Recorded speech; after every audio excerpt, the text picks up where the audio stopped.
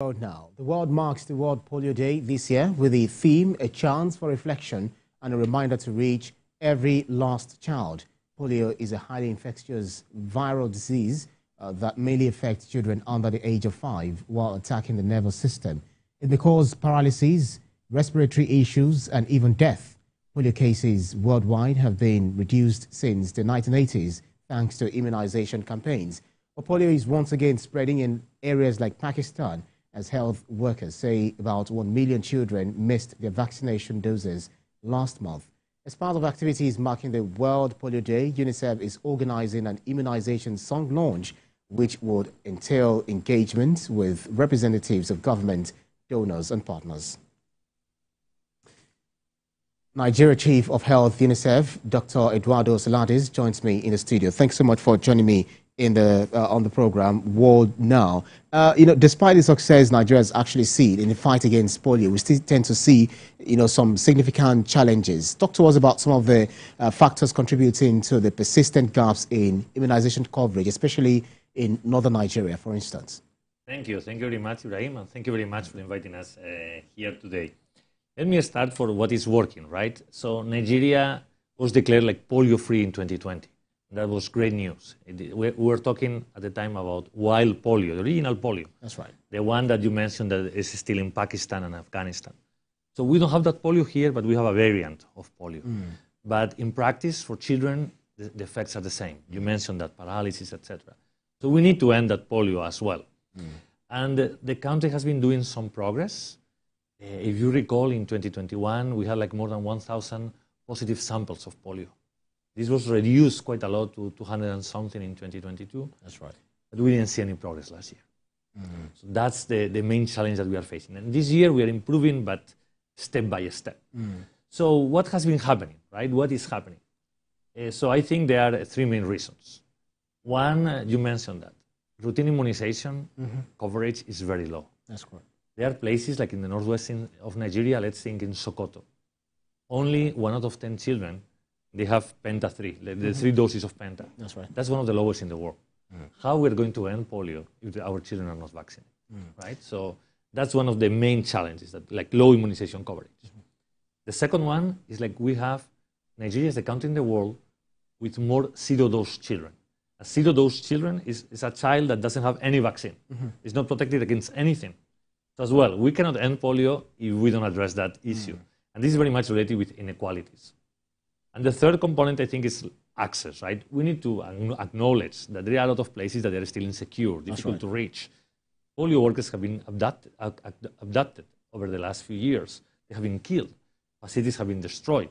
So as well, the polio program is complex. Why is that?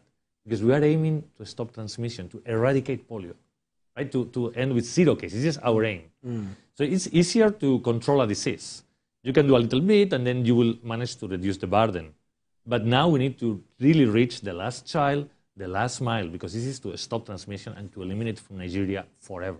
It's one thing to say we want to reach the last child. One thing to say we want to eradicate polio completely, and we don't want to talk about it just like the way they talk about it in Pakistan and Afghanistan, for instance. But what do you think, what are the strategies you are employing to get these polio vaccinations to the hard-to-reach children, especially in those underserved areas that you mentioned? So I think we're very happy to see that the strategies have been shifting a little bit over this year, right?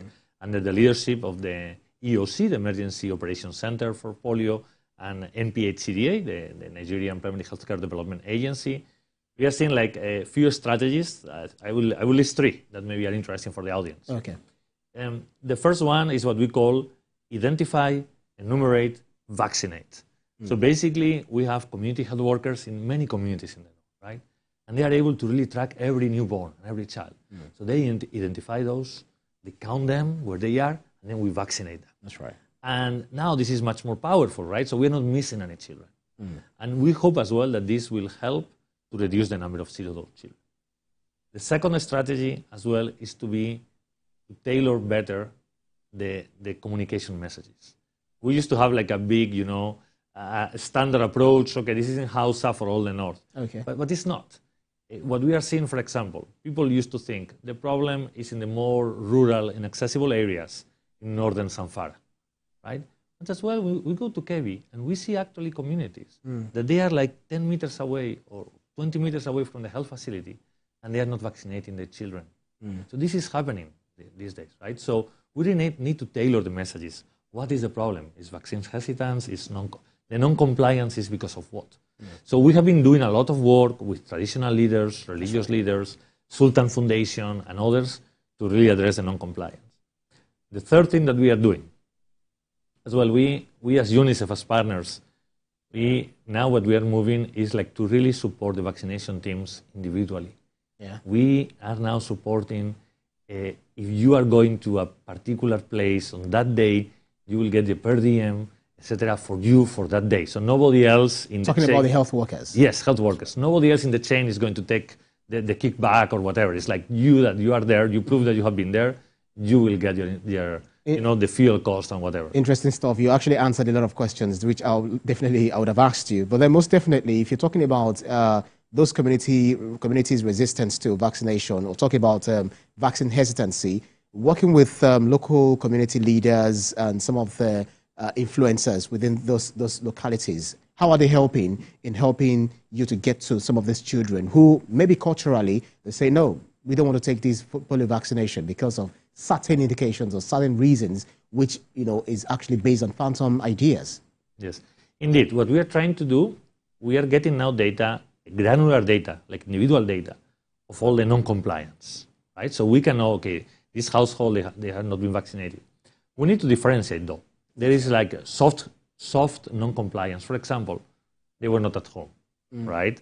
And they were not interested in the campaign, so they know the campaign is coming, but they say, look, I'm busy, I'm going to farm, whatever. They were not. These are soft non-compliance. I mean, they are really not interested. But if you look proactively for them, they will vaccinate the children. There is as well hard non-compliance. You know what we are seeing now? We are seeing like a fake finger marking. In the polio campaigns, you get your finger marked. That's right. So now some people are doing fake finger marking to avoid them being vaccinated. So this is a hard non-compliance. And they are not being forced to be vaccinated. Correct. It's never forced. It's always volunteer. So it's like the vaccine is offered to you house to house, right? And you can reject, you can accept. There's no consequences at all. We believed from a even human rights perspective, right? We need to ensure that children are protected. That's right. Right?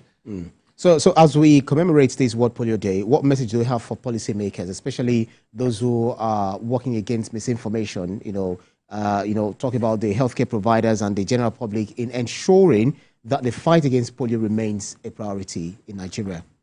Correct. So I think two messages there. One is like, this cannot be the work of one actor alone. It's not the work of UNICEF or WHO or the government.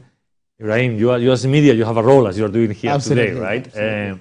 For example, we are tracking social media to see who's shaping the conversation, what is people saying. And we see a lot of misinformation going around. Actually, a lot as well here in the South, not only in the North, right? Yeah. So I think for policymakers and decision makers, we need to ensure that this should be a whole of society approach.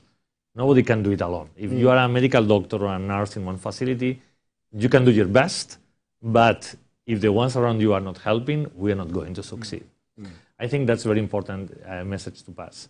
The other one is as well that the engagement of the communities, right? I went to Kano a few weeks ago. I was discussing with the LGA chairman. We had like a very nice meeting with all the traditional leaders, and a lot of things were in the table, right? They were saying, oh, we have fatigue. You guys have been coming here like 5 times already to give us polio vaccines, but where is the food? So we need to be very transparent on that, right? That's and to right. have that conversation. That's right. But I think if we are honest, if we align on the goal is protect our children, why Nigeria is not going to succeed? I'm sure we're going to succeed. So you're very, very sure that Nigeria is definitely going to succeed on this particular stride.